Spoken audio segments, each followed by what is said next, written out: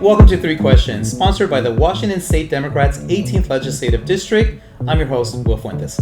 My guest today is Patrick Adigweme, Clark County Charter Review Commissioner, District 1. Patrick, welcome to the show, Three Questions. How's your day going so far? It's a good day. Good. I'm doing fantastic. Now, I'm really happy to have you here because I want our viewers to learn a little bit about what do you do? And so I'm going to ask you three questions. Why don't we start with the first one? Question number one. Now, for viewers who may not be familiar with the Charter Review Commission, can you introduce yourself, first of all, and explain what the commission does and why it matters for Clark County residents? Absolutely. Thank you for the question. Yeah. My name is Patrick Adigweme. I'm the elected Charter Review Commissioner for District 1, Position 1 in Clark County. The Charter Review Commission operates as a body that reviews the Clark County Charter, makes recommendations as to modifications to that charter, and then those go to the ballot, the voters vote on it. So Pretty straightforward. It's pretty straightforward overall. And then I just want to say that anything that we'll talk about today, these are my own personal views, not representative of the commission. Absolutely. Thank you for clarifying that. Yeah. So let's go back. So why is this important for Clark County residents? Why is your representation? Now, there's 15 of you, right? 3 per county district. So why is it important for Clark County residents? This is honestly a process that's truly important. This is a change to, or a possible change to, almost any aspect that the Clark County Charter covers, right? So this is how the government operates at a county level. In 2014, the voters of Clark County adopted a home rule system. Right. That means we the people in Clark County, get to make the rules of how the county operates. So this process is going to measurably change lives, the whole framework, just a lot. So it's important to tap into. It's a very involved process for Clark County residents at the local level. That's great. People have a say, right? And so help me understand, how long will it take for the Charter Review Commission to come up with a list of amendments that'll eventually go to voters? So thus far, and I think by the time this airs, there will be about 34 amendments that are already in the works that have been proposed. 34 amendments by the time. Okay, cool. So we'll get that in there in just a moment. So great. Well, thanks for that. I mean, that helps it kind of explain and it lets our viewers understand a little bit about what the Charter Review Commission does at the county level. All right, question number 2. So the commission is about 3 months into their work. Are there any amendments that are currently being considered? And if so, how many, and which ones are the most important ones that you can think about? We've been moving at actually quite a clip. So as of the time that this probably will come out, this taping, it'll be 34 amendments at least that are in consideration. 34? At least 34, yeah. Wow, that's a lot. It is a lot. I think a lot of those will be paired off. So we'll get down to probably less than 12, I think, is the overall goal. But so far, they're just, there are a lot out there. No, that's great. Can you share with viewers a couple of the amendments that are being considered? Some of the ones that kind of stick to mind a little bit more than others. Do we want the good or the bad? I mean, it's up to you. You get to decide. I mean, you know. Okay, so I did actually bring a list of those. I knew this was let's coming, hear it. Yeah, let's hear it. Some of my favorite ones, I think, that are out there. There are a couple that are about redistricting in that process. I think that those are going to be really important to consider. There are a couple that are about ethics and how they're represented in the charter. So pushing for just more ethics, more oversight, things of that nature. For the Charter Review Commissioners or for council? So for the county as a whole. For the county, right? okay. Which I think is going to be a big benefit for us. There are, the usual ones that you might expect from some certain folks who are looking to constrain some of the fiscal elements of the county. But of course. Of course, right. But I think some of the best in here are really targeting really precise things like council composition, ethics, redistricting, right? These are easy wins, nonpartisan wins that I think the commission has some success perhaps on. Have you had the opportunity to sponsor any of them so far? I have. So I have 8 amendments. Oh my goodness. So out of the 34, 8 of them are yours. Exactly, yes. By the way, there's 15 commissioners.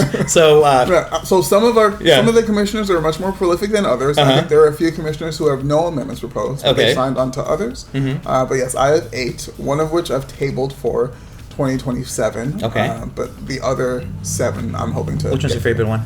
Of the ones that I have thus far, my favorite one of my own, if I had to vote, is the participatory budgeting program. Okay. This one's really exciting. It basically looks towards having the council appropriate a portion of the budget for participatory budgeting, which is a program where citizens get to suggest vote on and then push for certain budget allocations, which council still has to approve. It's not taking away council authority. Okay. But it lets citizens really, really tie into what money is being spent at the county level, right? We've seen success in other jurisdictions here in Washington State and across the U.S. In programs like this. It really brings people into the fold, involves them in decisions, and then helps them understand what their government is doing. It's not a partisan issue. It's just a way to make sure that every voter feels represented and sees tangible progress from their tax dollars. I love the participatory element in this particular amendment, and how you want to get people involved, you want to get people engaged, you want people to understand how their taxes are being spent by the county. Yes. This is fantastic. So I can understand why it's one of your favorite ones. And you said it was really exciting, and at first I wasn't really sure since you talked about the budget, and I'm like, it's a very, very exciting amendment. So, and then really quick, last question: how many of these do you think? And I know that you're just at the very beginning of this process, right?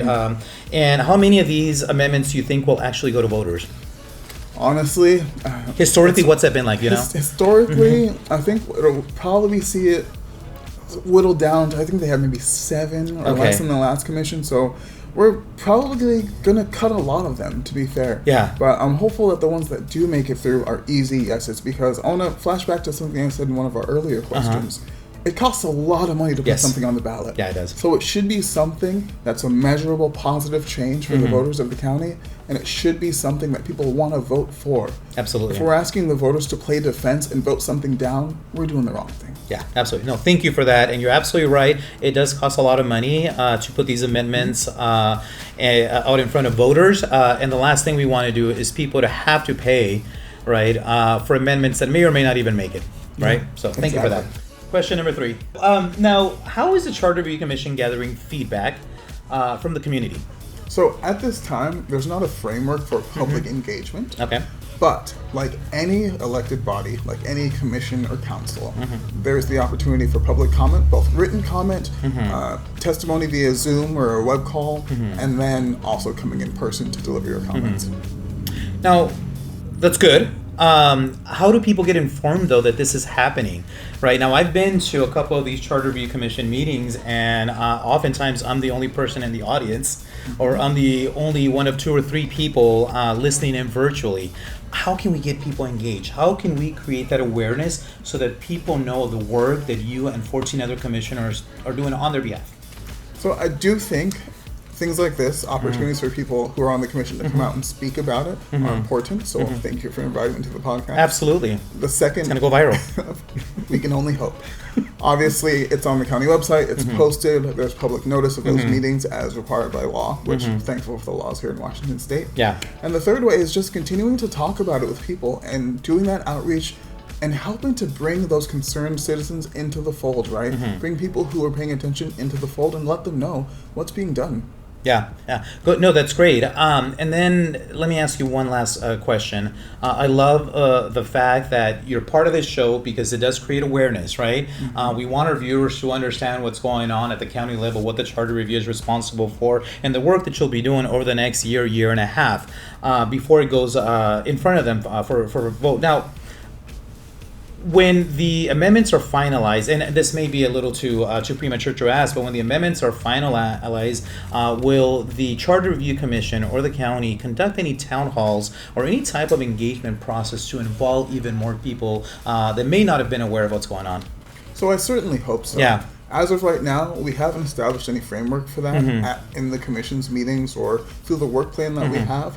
I'm hoping that by the time this airs or even soon after, we'll have a true framework for that. But right now, I can't comment on what it is a little soon. It is a little soon. It's a little soon, I mean, you're 3 months into the work that you're doing, and this is about a year and a half, 2-year process? So it really depends. For the first iteration, probably going to put things on the ballot for this year within the next, I think we're aiming for maybe 2 more months before we have our deadline. So there will be some amendments on the ballot this year? That's the goal. Really? Oh, wow. Indeed, yes. That's pretty quickly. Okay, good. I Yeah. love that. We're Okay. moving at a pretty good clip. No, you guys are amazing. So I love the work that you're doing. Patrick, thank you so much for being on this show. I think it was very important to create a little bit of awareness for our viewers and inform them about the amazing work that you and the other 14 commissioners are doing for the county. So once again, thank you so much. Thank you. I appreciate it. Appreciate you. Yeah. Folks, and that's a show for today. Don't forget to like, comment, subscribe, and hit the notification bell. We'll see you next time.